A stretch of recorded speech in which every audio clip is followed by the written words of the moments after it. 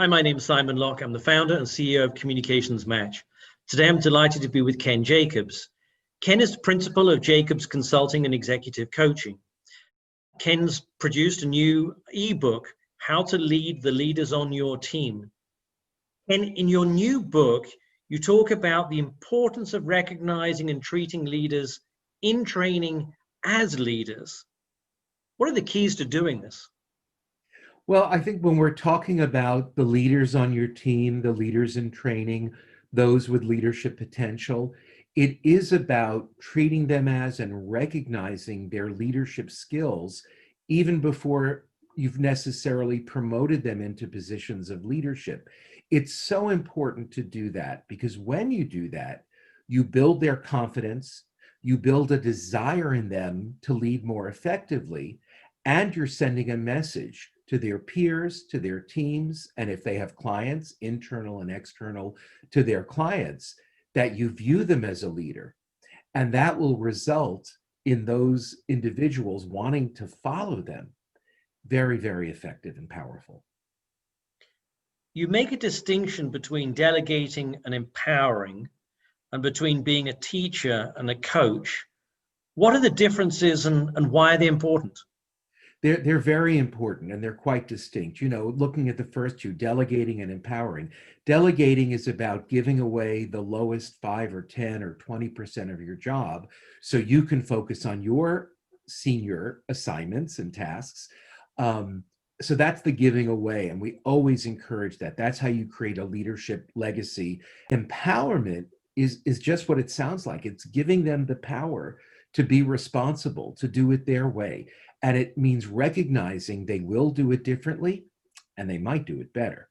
Now, insofar as the mentoring and training and coaching, in the beginning of our career, we're training, we're telling, we're showing how it's done, it's what's worked for us.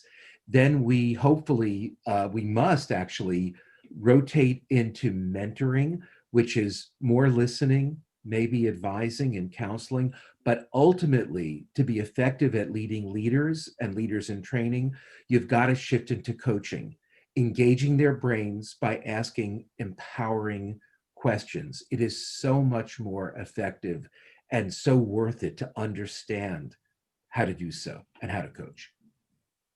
One of the things you discuss is the importance of bespoke leadership styles. How do you know what leadership style is the right fit for someone? And are they all as effective? Yeah, well, if you individualize it, it will be effective for each. And we're not talking about command and control versus servant leadership or the other definitions of leadership, all of which are worth investigating and exploring and learning about. This is about, so if I'm leading Simon, I'm the leader, I don't just have my own leadership or communication style.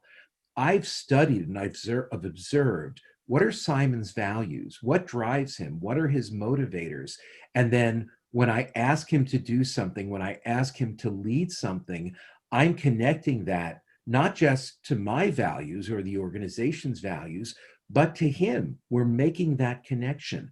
And if I'm willing to do that to everyone who reports to me, it's going to be a lot more effective. It's absolutely worth taking the time to create different leadership styles for everyone you lead. Can you also talk about the power of words and the importance of having leaders learn from failure?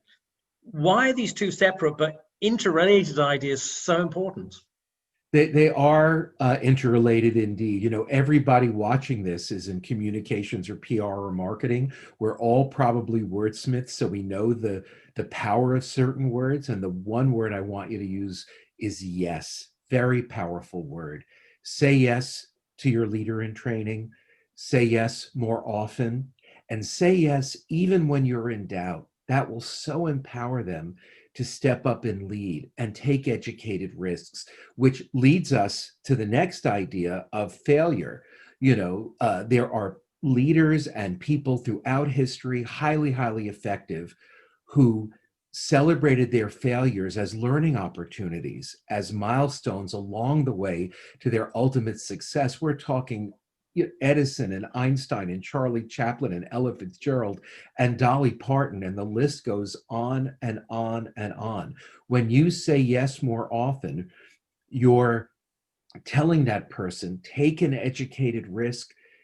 If it doesn't work, we'll figure it out. We're smart people, and let's keep taking educated risks. So let's celebrate those failures as steps on the way to our ultimate success. And that's a very powerful gift you can give to those who report to you.